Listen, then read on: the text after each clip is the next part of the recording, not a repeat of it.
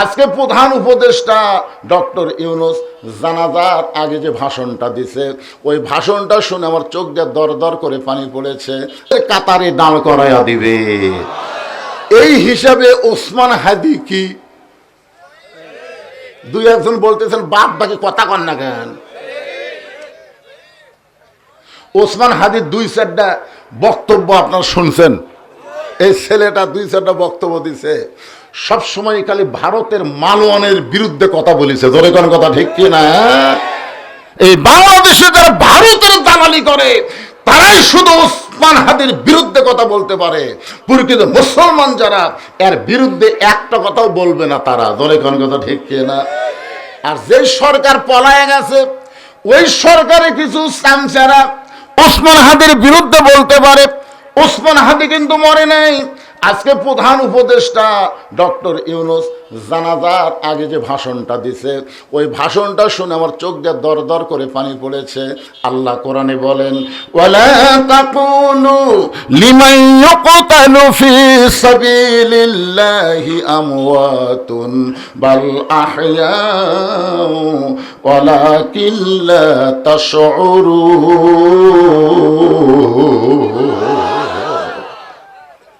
ভোটের আগে যেরকম নেতা আপনি খুঁজতেছে না, ভোটের পরে আরো বেশি খুঁজবি। জানেন, আমাকে এলাকায় ভোটের আগে যা খুঁজে ভাই, কি চরিত্র রে! সব ঢাকার থেকে চলে যাচ্ছে, আর ঢাকার নাই। বসন্তের কুকিল ড্রাইভারে ভাই গাড়ি থামা। ড্রাইভার বলে, কেন স্যার? রাস্তা দিয়ে মানুষ আসতেছে, গাড়ি থামা।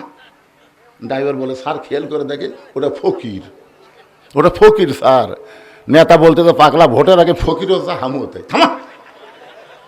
এখন ড্রাইভার কি করছে, গাড়ি ব্রেক করছে, নেতায় আস্তে করে নামে যায়। ঈদের দিন শোনেন, ঈদের দিন ঢাকার একজন সাহেবের বউ ম্যাডাম করে কয়, ম্যাডাম পার্টিত গেছে। ঈদের দিন, ঈদের দিন ম্যাডাম পার্টিত গেছে। এখন স্বামী দেখে বউ বাড়িতে নাই, বেড়ায়। পার্কত যা ঘুরতে ঘুরতে দেখতে পাই গাছের ছায়ায় এক ফকির আর ফকুরনি, বুঝলেন? ঈদের দিনে মানুষের কাছে সেমাই চিনি চাইলে আসে ওই গাছের ছায়াত বসে ফকির ফকুরনির মুখত দেয়, ফকুরনি আর ফকিরের মুখত দেয়। এটা দেখে ধনী মানুষ কামদের কয়, আল্লাহ শান্তি কোন জায়গাত? সাততলায় না গাছতলায়? এই পিছনে এই গেটের কাছে কি কি ব্যারাম ধরলো রে? এই গেটে একজন ভলেন্টিয়ার থাকবেন তো। একটা লোক যদি যাই চলে যায় সমস্যা নাই, কিন্তু ওই জায়গা কেউ দাঁড়ায় থাকতে পারবে না। গেট কোনোদিন দাঁড়ায় থাকার না, গেট হলো যাওয়া আসা। ধরে কোন ঠিক কিনা? মন না চাই চলে যান, সমস্যা নাই, কিন্তু ওই জায়গায় দাঁড়িয়ে থাকলে খুব খারাপ দেখায়। মেয়ে সুবহানাল্লাহ কবেন না? নেতাও ভালো, বউ ভালো রে। আজকে আমাদের বাংলাদেশে কোরআনের সমাজ না থাকার কারণে অনেক নেতা ভালো হওয়ার চাই, কিন্তু বইয়ের কারণে বেগম পাড়া বাড়ি বানার লাগে, বেগম পাড়ায় বাড়ি বানার লাগে এই শালা বইয়ের জন্য। ইডা চাই উডা চাই উডা চাই, কি করবি? ঘুম মারা ছাড়া বুদ্ধি আছে? কি ওমর ফারুকের বউ কি ঘুম পাড়তেছে? এটা বলে পথিক, তুমি কি হযরত ওমরক চিনো? সুবহানাল্লাহ না কেন? মেয়েটা উমরকে বলতেছে, পথিক যে রাস্তা ঘোরে তাকে তো পথিকই কয়। পথিক, তুমি কি হযরত উমরক চিনো? যদি উমরকে চিনতে তাহলে এরকম বেয়াসাইজা কথা বলতে না, বেয়াসাইজা। ওমর ফারুক বললেন, মা কি বেয়াসাইজা? মেয়েটা বলতেছে, হযরত উমর যেদিন থেকে আল্লাহর কোরআন দিয়ে রাষ্ট্র চালায়, সেদিন থেকে পৃথিবীর এক প্রান্ত থেকে আর এক প্রান্ত পর্যন্ত একটা মহিলা হেঁটে যাবে, ওই মহিলার কলিজায় আল্লাহ ছাড়া, আত্তাকুল্লাহ, আল্লাহ ছাড়া অন্য কারো ভয় থাকবে না। সেদিন ষোড়শী নির্জন পথে যাবে, কোনো জন কটু কথা কবে না। পথে আর প্রান্তরে সম্পদের মোহে পড়ে খুন আর রাহাজানি হবে না। সবাই বলেন, যদি মেনে চলি কোরআন। বলেন, শুনে কোরআন না মেনে চলি কোরআন, যদি মেনে চলি কোরআন আর রাসূলের বিধান, সকলেই শান্তিতে থাকবে। বাংলার আকাশে কলেমার পতাকা যেদিন দুলবে, লিল্লাহে তাকবীর। 90% মুসলমানের দেশে কলেমার পতাকা আকাশে উড়ুক, এটাকে আপনারা চান? কারা কারা চান? আল্লাহকে একটু হাত দেখান তো প্রধান, লিল্লাহে তাকবীর, হাত নামান। চান তো, দেখা হোক বা না হোক, চাইলেন না? এই চাওয়াটাই জান্নাত পাওয়ার একটা ওসিলা। বুখারী শরীফের কিতাবুল মাগাজি শরীফে একটা হাদিস আছে, মান সাল্লাল্লাহু তাআলা আশ-শাহাদাতা বিসিদকিন বাল্লাগাহুল্লাহু মানাজিলাশ শুহাদা ওয়া মাতা আলা ফিরাশিহি।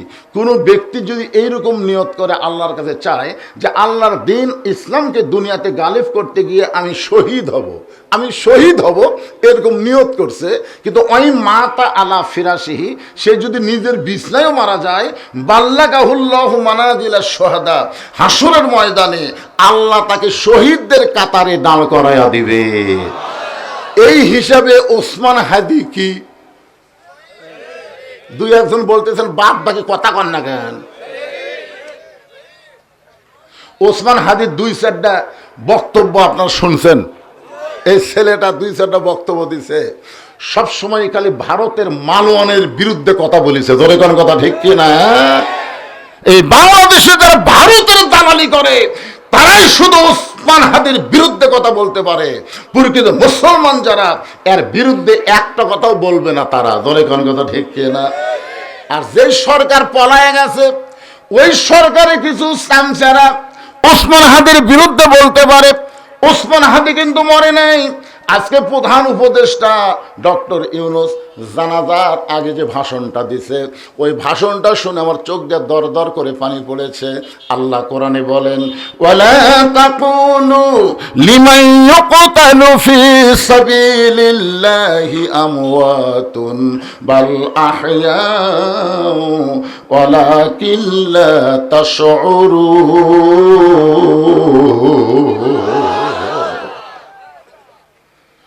ওমর ফারুক বললেন, মা তোমার কথা শুনে আমার খুব ভালো লাগলো, কিন্তু তুমি যে ধীর গতিতে চলতেছো, 2 পাহাড়ের মাঝখানে গিরিপথে তুমি যে চলতেছো, এই চলার সাইজটা খুবই ধীর গতি।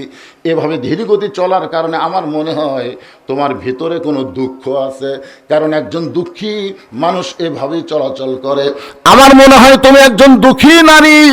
মেয়েটা বলে, পথিক আসলে আমি একজন দুঃখী নারী। আজকে 6 দিন হলে এই গিরিপথে হযরত ওমরকে আমি খুঁজতেছি। আসলে আমি একজন দুঃখী নারী, কিন্তু আজ কয়দিন? আজকে 6 দিন হলে হযরত ওমরকে আমি খুঁজতেছি। যদি হযরত ওমরকে খুঁজে পাই তাহলে আমার দুঃখের কথা একটু বলবার চাই। ওমর ফারুক বললেন, মা তুমি কি পাগলি টাগলি নাকি? উমর হচ্ছে অর্ধ জাহানের খলিফা, সেই উমরকে তুমি খুঁজতেছো 2 পাহাড়ের মাঝখানের গিরিপথে। উমরকে যদি পাওয়ার চাও, সংসদ ভবনে যাও, গণভবনে যাও, রাষ্ট্রপতির ভবনে যাও। এইগুলা জায়গা না খুঁজে 2 পাহাড়ের মাঝখানে খুঁজতেছো। উমর কি গরু ছাগল? উমর কি উট দুম্বা নাকি যে এই 2 পাহাড়ের মাঝখানে রাস্তা তুমি পাবা? সঙ্গে সঙ্গে মেয়েটা বলে, পথিক আল্লাহর কোরআনটা যখন রাষ্ট্র চলবে তখন নেতা খোঁজা লাগবে না, বরং নেতারাই দুঃখী মানুষকে খুঁজে বেড়াবে। তাহলে আল্লাহর কোরআনটা যখন বাংলাদেশ চলবে তখন আপনি নেতা খোঁজা লাগবে। ভোটের আগে যেরকম নেতা আপনি খুঁজতেছে না, ভোটের পরে আরো বেশি খুঁজবি। জানেন আমাকে এলাকায় ভোটের আগে যা খুঁজে ভাই, কি চরিত্র রে, সব ঢাকার থেকে চলে যাচ্ছে। আর ঢাকার নাই, বসন্তের কুকিল। ড্রাইভারে গাড়ি থামা। ড্রাইভার বলে, কেন স্যার? রাস্তা দিয়ে মানুষ আসতেছে, গাড়ি থামা। ড্রাইভার বলে, স্যার খেয়াল করে দেখে ওটা ফকির, ওটা ফকির স্যার। নেতা বলতে তো পাগলা, ভোটের আগে ফকির হচ্ছে হামুতে, থামা। এখন ড্রাইভার কি করছে, গাড়ি ব্রেক করছে, নেতায় আস্তে করে নামে যায়, ফকির সালাম দেয়, সালাম আলাইকুম চাচা, কেমন আছেন চাচা? ফকির খালি চারিদিকে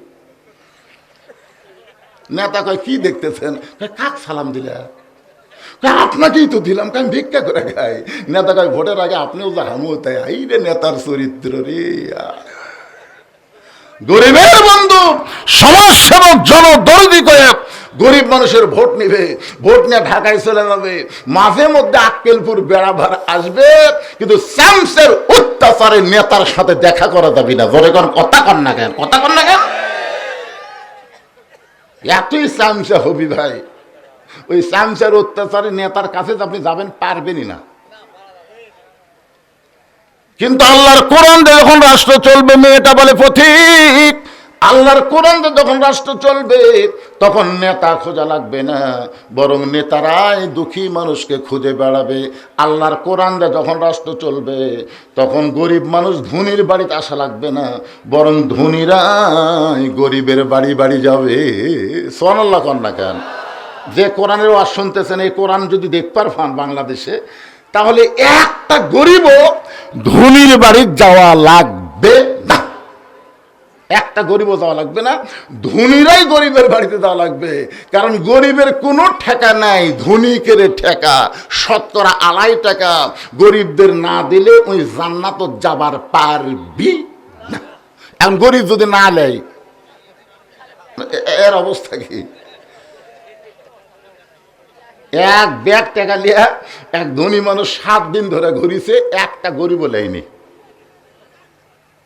মনের দুঃখে মাথার চুলো হাত দিয়ে বলতেছে, আল্লাহ, কোরআনের সমাজ যখন চালু থাকবে তখন ধনী না হয়ে গরিব হয় ভালো।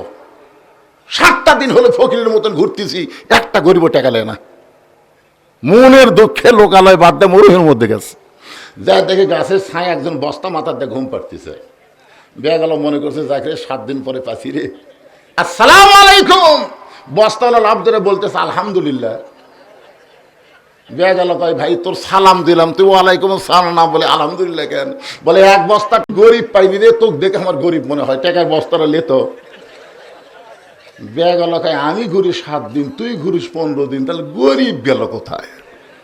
আপনি জানেন, সুদ ভিত্তিক অর্থনীতির কবর দিয়া যাকাত ভিত্তিক অর্থনীতি যখন চালু হবে, ওই দেশের জন্য আল্লাহ গজবের দরজা বন্ধ করে রহমত বরকতের দরজা খুলে দিবে। রহমত বরকতের মালিক কে? অনেক বাড়িতে দেখবেন টাকা আছে শান্তি নাই, অনেক বাড়িতে দেখবেন শান্তি আছে টাকা নাই। কোন কথা ঠিক কিনা? এবারে তোকে কি গল্প শুরু হল রে, যে গল্পের থেকে আমার কানত আসে।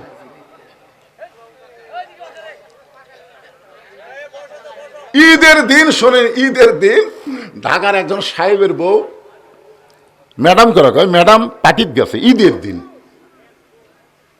ঈদের দিন ম্যাডাম পার্টিত গেছে। এখন স্বামী দেখে বউ বাড়িতে নাই, বেড়ায়, পার্কত যা ঘুরতে ঘুরতে দেখতে পায় গাছের ছায়ায় এক ফকির আর ফকুরনি, বুঝলেন? ঈদের দিনে মানুষের কাছে সেমাই চিনি চাইলে আসে ওই গাছের ছায়াত বসে ফকির ফকুরনির মুখত দেয়, ফকুরনি আর ফকিরের মুখত দেয়। এটা দেখে ধনী মানুষ কান্দের, কয় আল্লাহ, শান্তি কোন জায়গা? 7 তলায় না গাছতলায়? এই পিছনে এই গেটের কাছে কি কি ব্যারাম ধরলো রে? এই গেটে একজন ভলেন্টিয়ার থাকবেন তো, একটা লোক যদি যাই চলে যায় সমস্যা নাই, কিন্তু ওই জায়গা কেউ দাঁড়ায় থাকতে পারবে না। গেট কোনোদিন দাঁড়ায় থাকার না, গেট হলো যাওয়া আসা। ধরে কোন ঠিক কিনা? মন না চাই চলে যান, সমস্যা নাই, কিন্তু ওই জায়গায় দাঁড়িয়ে থাকলে খুব খারাপ দেখায়। একটু মনোযোগ দিয়ে কথাগুলো শুনবেন। আল্লাহর কোরআন যখন রাষ্ট্র চলবে তখন নেতা খোঁজা লাগবে না, বরং নেতারাই দুঃখী মানুষকে খুঁজে বেড়াবে। আপনারা হযরত ওমর ফারুকের জীবনে পড়ে দেখেন, উনি কি রাত্রিবেলা ঘুমাইছে নাকি? একদিন রাতের বেলা ওমর ফারুক মানুষের দুঃখ কষ্ট দেখার জন্য দেখে তাঁবুর মধ্য থেকে একজন পুরুষ মানুষ বাইরে খালি দৌড়াদৌড়ি করতেছে, একবার উত্তরে যায় একবার দক্ষিণে যায়। ওমর ফারুক রাত্রিবেলা চিন্তা করলেন, সে তাঁবু টাঙ্গানো হয়েছে, সে তাঁবুর ভিতর থেকে বাইরের লোকটা এরকম অস্থির কেন? ওমর ফারুক ওকে স্থিরতা দেওয়ার জন্য সালাম দিলেন, আসসালামু আলাইকুম ইয়া আব্দুল্লাহ। লোকটা সালামের উত্তর দেয় না। ওমর ফারুক বলেন, আসসালামু আলাইকুম ইয়া আখি। লোকটা সালামের উত্তর দেয় না। ওমর ফারুক, আসসালামু আলাইকুম। লোকটা সালামের উত্তর দেয় না। উমর ফারুক প্রথম বলছে, আল্লাহ রহমত হোক, বর্ষণ হোক আল্লাহর বান্দার ওপর, আল্লাহ রহমত বর্ষিত হোক, আমার ভাইয়ের ওপর আল্লাহ রহমত বর্ষিত হোক। পরে খালি খালি সালাম দিছে, উত্তর দেয় না। উমর ফারুক আবার যখন সালাম দিবার গেছে, কেবল আস কছে, আস, সালামও এখনো যায়নি। তখন লোকটা, মিয়া খালি বারবার সালাম দিস মিয়া, পরপর 3 বার সালাম দিলি, আমি উত্তর দিলাম না, তারপরে তো শরম নাই। ওমর ফারুক সোমগোটা বলতে, ভাইজান আপনার কি হয়েছে? বলে, আমার বাড়ি হলো অমুক এলাকায়, আমি গর্ভবতী বউ নিয়ে যাচ্ছি অমুক এলাকায়, এই মাঝ রাস্তায় আমার বইয়ের প্রসব বেদনা শুরু হয়েছে। তুমি জানো উমর ফারুক যখন থেকে কোরআন দিয়ে রাষ্ট্র চালায়, তখন দিনও যা রাতও তাই। জোরে কোন সুবহানাল্লাহ। আমার গর্ভবতী বউ নিয়ে আমি যাচ্ছিলাম অমুক এলাকায়, কিন্তু রাস্তার মাঝে আমার গর্ভবতী বউটার প্রসব বেদনা শুরু হয়েছে। তাঁবুর মধ্যে আমার বউটারে রাইখা আমি বাইরে গেলে অস্থির হয়ে ঘুরতেছি। আমার বউটার আমি কিছুই করবার পারতেছি না, বউটা খুবই কষ্ট পাচ্ছে। আর এই কষ্ট আমি বাইরে ঘুরি, আর তুমি মিয়া খালি সালাম দাও। ওমর ফারুক বললেন, ভাইজান ইন্নাল্লাহা মা'আস সাবিরিন, ধৈর্যশীলদের সঙ্গে কে থাকে? অস্থির হওয়া যাবে না, ধৈর্য ধরা লাগবে। এটা আমার কথা না, আল্লাহর কথা। আল্লাহ বলেছেন, ইন্নাল্লাহা মা'আস সাবিরিন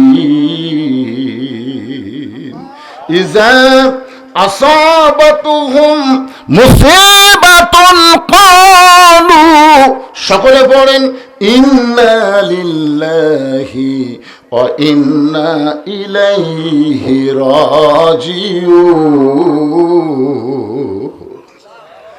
যখন তোমাদের উপরে বিপদ আপদ মুসিবত আসবে, আল্লাহ বলেছেন কলু, তখন তোমরা বলো ইন্না লিল্লাহি ওয়া ইন্না ইলাইহি রাজিউন। ভাইজান একটু ধৈর্য ধরো। আমার বাড়িতে ভালো একটা ধাত্রীর খবর আছে, আমার কাছে একটা ভালো ধাত্রীর খবর আছে, তুমি একটু ধৈর্য ধরো। লোকটাকে ধৈর্য ধরায় ওমর ফারুক গভীর রাত্রে এক দৌড়ে বাড়ির দরজাতে সে ডাকতেছে, আব্দুল্লাহর মা। ওমর ফারুকের ছেলের নাম কি? আব্দুল্লাহর মা। এই ডাক দাও মাত্রই দরজা খুলে দিছে। ওমর ফারুক বলে, খেগো আমি রাতের বেলা ঘুরি আর তুমি ঘরে ঘুম পাড়ো, এ ডাক দাও মাত্রই দরজা খুললে। বউ চোখের পানি বের করে বলতেছে, আপনি যেদিন থেকে পাগলামো ব্যারাম ধরছে, আপনি যে রাতে ঘুম না পাড়ে মানুষের দুঃখ কষ্ট দেখা, সেদিন থেকে আমারও ব্যারাম ধরছে দরজা দাঁড়িয়ে থাকা। আপনি মানুষের দুঃখ কষ্ট নিজের চোখে দেখবেন, আর আমি আপনার বউ হয়ে ঘরের মধ্যে আরামে ঘুম পারবো, সেই বউ আমি না। সুবহানাল্লাহ কবেন না? নেতাও ভালো, বউ ভালো রে। আজকে আমাদের বাংলাদেশে কোরআনের সমাজ না থাকার কারণে অনেক নেতা ভালো হওয়ার চাই, কিন্তু বউয়ের কারণে বেগম পাড়া বাড়ি বানান লাগে, বেগম পাড়ায় বাড়ি বানান লাগে এই শালা বউয়ের জন্য।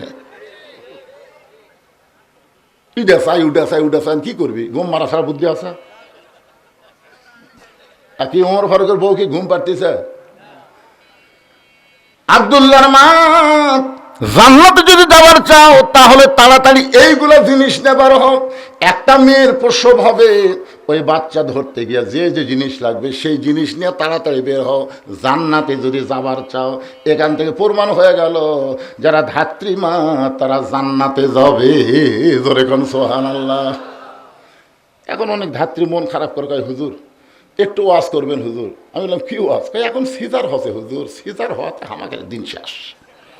আগে তাও বাচ্চা কাচ্চা ধরলে শাড়ি টাড়ি দিত, তারপরে একটু টাকাও দিত হুজুর, চাউল টাউলও দিত। কিন্তু এখন আমরা বসে আছি হুজুর, একটা ভ্যানালার বউ পর্যন্ত এই শালিও সিজার করে। কি যে সিজার নামছে ভাই, এই সিজারের কারণেই তো আমাদের বাচ্চাগুলা রাস্তাত ঘুরতেছে, মেলাত ঘুরতেছে। কারণ কি জানেন?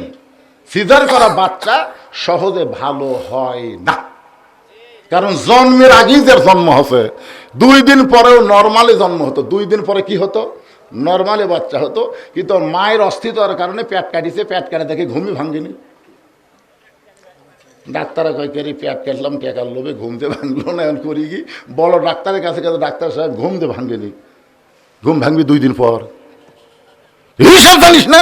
আমি পেট কাটছু, তাহলে এখন কি করব? বড় ডাক্তার বলে পাও ধরে বাড়ি করে মাথার উপর দিয়ে ঘুরেন দে। তোমাকে পাও ধরে আসতে পারে, কারণ মাথার উপর যেই ঘুরান দেয় মাথাতে একটা ঝাঁকি লাগে, বুঝলি? ও যে ঝাঁকি ঘুরানের পর একটা ঝাঁকি, ওই যে কান্দা উঠেছে, ঘুম ভাঙ্গে গেছে, এমন ঘুম ভাঙ্গিছে এই মোবাইল ছাড়া ভাত খায় না, মোবাইল ছাড়া কান্না থামে না। জোরে কর কথা ঠিক। এই সিজার, এই সিজার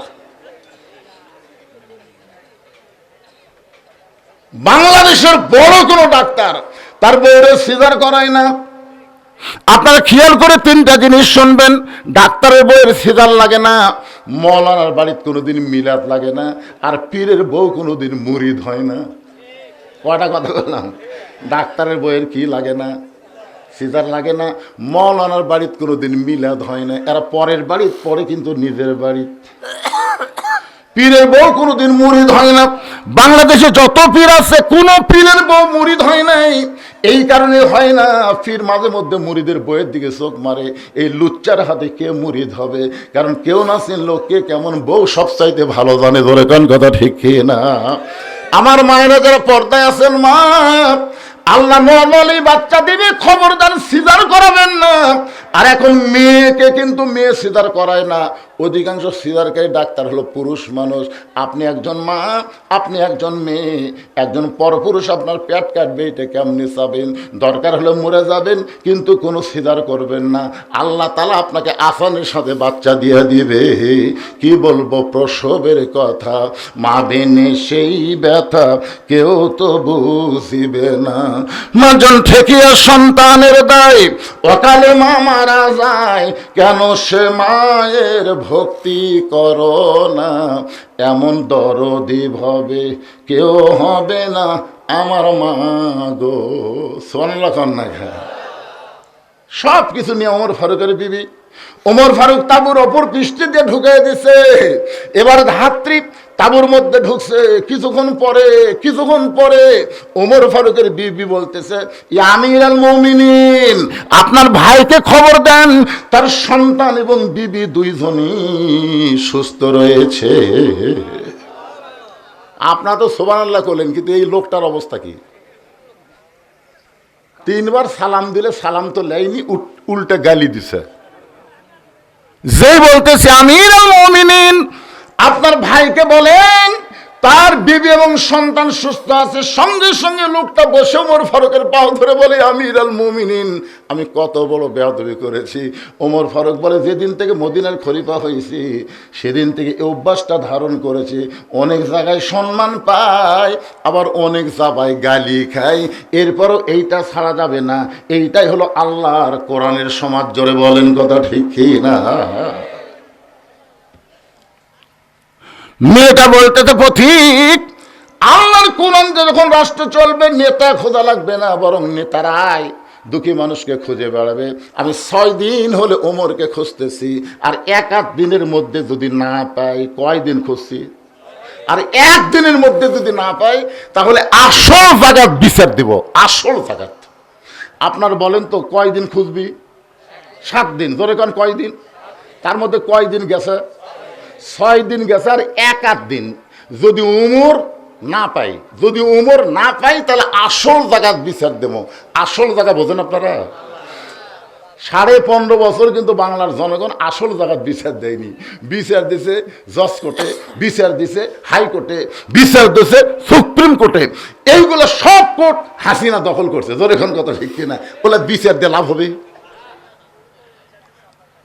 কিন্তু 23 সালের আগস্ট মাসে যখন আল্লামা সাইদি হুজুর দুনিয়া থেকে বিদায় নিল, তাকে ইচ্ছা করে বিদায় করে দেওয়া হলো। জেলখানা থেকে বের করে হাসপাতালে নিয়ে গিয়ে তাকে হত্যা করা হলো। জোরে কোন কথা ঠিক কিনা? আপনারা বলেন তো, ওই দিন বাংলার আলেম ওলামা, হাফেজকারী, ইমাম মুয়াজ্জিন, তাহাজ্জুদ বুজুর্গি সবাই চোখের পানি নিয়ে কিন্তু আসল জায়গায় বিচার দিছে। জোরে কোন কথা ঠিক কিনা? যেই লোকটা কোরআনের 50 বছর তাফসীর করলো, যেই লোকটাকে অন্যায়ভাবে জেলখানা বন্দি করে রাখলো, সেই লোকটাকে হাসপাতালে হত্যা করলো। আল্লাহ তুমি কি দেখো না? আল্লাহ তোমার কি চোখ নাই? এই হাসিনা যা করবি তাই। এমন চোখের পানি নিয়ে আসল জায়গা বিচার দিছে ভাই। পরের বছর সাইদি হুজুর যেই তারিখে দুনিয়াতে বিদায় নিছে, ওই তারিখ আশায় লাগেনি। বারে 5 তারিখেই হ্যাঁ, হাসিনা যখন পলাচ্ছিল ওই ভিডিও আমার কাছে আছে, বুঝলেন? কি যে মজা লাগে ভাই। ওর বোন শেখ রেহানা মাটির দিকে তাকে হাঁটতেছে, আর হাসিনা ও যে বিবারত উঠবি তার আগ দিয়ে দেখবেন খালি এরকম চারদিকে এরকম তাকায়। ওই সময় হাসিনার মনে মনে একটা গান হয়েছে, চলতে পথে 2 দিন থামিলাম, যাবার কালে এক চামচারও দেখা না পাইলাম, ও আমার সাদের মালা যায় রে ছিঁড়ে। কত চামচা ছিল আপনাদের কালায় ক্ষেত লাল আক্কেলপুরের এমপি হযরত।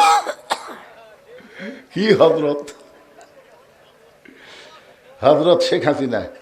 শোনেননি সংসদে আমাদের নেত্রী, শুধু নেত্রী না, আজ থেকে হযরত। হায় হায় রে, হযরত। আর বিএনপির মধ্যেও কিছু চামচা বার আছে। এক শালা চামচা দেখবেন মাথার টুপিতে থাকে, ওর মুখের দাড়ি নেই। হঠাৎ একদিন আলেমদের সমাবেশে বলে ফেললো জাতীয় ইমাম। ঠিক আছে, জাতীয় ইমাম। জাতীয় ইমাম কার কথা জানেন? যার মুখের দাড়ি নেই, যার মোষ নাই, তাক বানাচ্ছে জাতীয় ইমাম। এত তেলান ভালো না। জোরে কথা কন না কেন ভাইজান? স্বপন কি কম তেল আছে? একটু মনোযোগ দিয়ে শুনবেন। আমাদের বাংলাদেশের জাতীয় নেতা বলা যাবে, কিন্তু জাতীয় ইমাম বলা যাবে না, কারণ ইমামের দিকে সবার চোখ আছে। ইমামের দাড়ি যদি 1 মুষ্টির নিচে হয়, ইমামের দাড়ি 1 মুষ্টির নিচে ফতোয়া দিচ্ছে হুজুর, ইমামের দাড়ি যদি 1 মুষ্টির নিচে হয় তার পাশে নামাজ হবে। আমি বললাম কে ভাই, তুমি দাড়ি মুঠ দে কেমনে লাফলা? ইমামের মুখত আছে দাড়ি, তুমি 1 মুষ্টির নিচে না কম বেশি তুমি কেমনে জানলে? হুজুর ইমাম তখন খুতবা দিচ্ছিল না, আমি দূরে মুঠ ধরে আন্দাজ করছি। মানে ওই মুঠ ধরে ইমামের দাড়ি আন্দাজ করে দেখে একটু ছোট হবে। আমি বললাম তুমি তো ইমামের দাড়ি মুঠ দিয়ে মাপলা, তোমার দাড়ি আমার নাই, তাই বলে হুজুরের থাকা লাগবে না। যেই বাংলাদেশের দাড়ি ছাঁচা ইমামের দাড়ি মুঠ দেলাপে, সেই বাংলাদেশের জাতীয় ইমাম কোন তেল তেলারা হবার পারবি না। জোরে কথা কন না কেন ভাইজান? আপনার কি বুঝতে পারতেছেন না? আদা কথায় আদম বোঝে, সারাত করলেও গাধা বোঝান যাবে না। একটু মনোযোগ দিয়ে শুনবেন। ওমর ফারুক হাঁটু গেড়ে মেয়েটার সামনে বসে বলতেছে, মা তুমি 6 দিন হলে যেই ওমরকে খুঁজতেছ, আমি হইলাম সেই ওমর। একেবারে মেয়েটার সামনে হাঁটু গেড়েছে। বাংলাদেশের মতন 96টা দেশের খলিফা, চিন্তা করছেন? হাঁটু গেড়ে মেয়েটার সামনে বলতেছে, মা তুমি 6 দিন হলে যেই ওমরকে খুঁজতেছ, আমি হইলাম সেই ওমর। মেয়েটা পর্দার ভিতর থেকে বলতেছে, আমিরুল মুমিনিন, আপনি যদি সেই ওমর হন তাহলে আপনি চোরের মতন একা একা কেন ঘুরতেছেন? আপনার কি চামচা নাই? কি নাই? চোরের মতন একা একা কেন ঘুরতেছেন? আপনার কি চামচা নাই? ওমর ফারুক চোখের পানি বের করে বললেন, মা চামচা পালার টাকা পাবো কোথায়? আপনার বলেন তো, চামচা গুলো কি নেতার সাথে এমনি এমনি থাকে না, টাকা খরচ লাগে? আমার এলাকার এক চেয়ারম্যান সাহেব 10 কেজি চাউল দিবি, দাঁড়িয়ে পল্লা লিয়ে যায়নি, বালতি লিয়ে গেছে। চৌকিদার বালতিতে একটা দাগ দিয়ে দিচ্ছে, এই দাগ পর্যন্ত চাউল হবে দিয়ে দেবো। তো চাউলের ঠিবত থাকে, ওই বালতির দাগ পর্যন্ত হয়, ব্যাগত দিয়ে দেয়। তো একজন চিন্তা করছে, কে রে 10 কেজি কাগজ লেখা আছে আর বালতি দিয়ে মাপা দিল, ওজন কি ঠিক হলো? উনি আবার দাঁড়িয়ে পড়লাম, মাপা দেখে 8 সের। 10 কেজি জায়গাত কত হয়েছে? 8 সের। ওই একটু লোভ মা দেওয়ার জন্য চেয়ারম্যানের কাছে এসে বলতে সালাম দেয়, চেয়ারম্যান সাহেব কাগজ লেখা আছে 10 কেজি, কিন্তু আপনার চৌকিদার তো 8 সের দিল। তখন চেয়ারম্যান বলতে, এর নাম কাটে দে, এর নাম কাটে দে। তখন জোরহাত করে বলতেছে চেয়ারম্যান সাহেব, নাম কাটেন না, যা দিচ্ছেন দেন, যা দিচ্ছেন দেন, নাম কাটেন না। আরে পাগলা, তোর কাছ থেকে 2 সের না দিলে আমি চামচা পালমুখী দিয়ে। তাহলে সেই নেতাদের পিছনে যত চামচা ঘুরবে, বুঝবেন ওই নেতা জনগণের গরিবদের মাল বেশি মারে। জোরে কোন কথা ঠিক কিনা? কথা বলেন ভাইজান। ওমর ফারুক বললেন, মা চামচা পালার টাকা পাবো কোথায়? হযরত ওমর যখন অর্ধ জাহানের খলিফা ছিল, একদিন জুমার দিনে খুতবা দিচ্ছেন, শুক্রবার জুমার দিনে যখন খুতবা দিচ্ছেন, মাঝখান থেকে একজন মুসল্লি দাঁড়িয়ে, সাহাবী দাঁড়িয়ে বলতেছে, আমিরুল মুমিনিন, আপনার খুতবা আমরা শুনবো না। ওমর ফারুক চমকে গিয়ে বললেন, আমার অপরাধ কি? লোকটা বলতেছে, আপনার অপরাধ হলো আমাদেরকে খাটো পাঞ্জাবি দিয়ে আপনি লম্বা জুব্বা পরে খুতবা দিচ্ছেন, আমাদেরকে খাটো দিবেন আর আপনি লম্বা জুব্বা কোথায় পেলেন? এটা যতক্ষণ না বলবেন ততক্ষণ আপনার খুতবা আমরা শুনব। সামান্য একটা জুব্বা লম্বা পড়ছে, এই কারণে যদি লোকমা দেয় তাহলে তার চামচা ফালার কোনো টাকা আছে? ওমর ফারুক চোখের পানি বের করে কাঁদতেছে। এমন সময় আব্দুল্লাহ ইবনে ওমর, ওমর ফারুকের ছেলের নাম হলো আব্দুল্লাহ, যোগ্যতা হলো 30 পারা কোরআনের হাফেজ। শুধু 30 পারা কোরআনের হাফেজ না, 6 লক্ষ হাদিসের হাফেজ। সুবহানাল্লাহ, জোরে কন রে ভাই। একজন নেতার সন্তান কি হওয়া লাগবে, আর আমাদের বাংলাদেশের নেতা নেত্রীর সন্তান কি হবে? যেটা বিদেশে আছে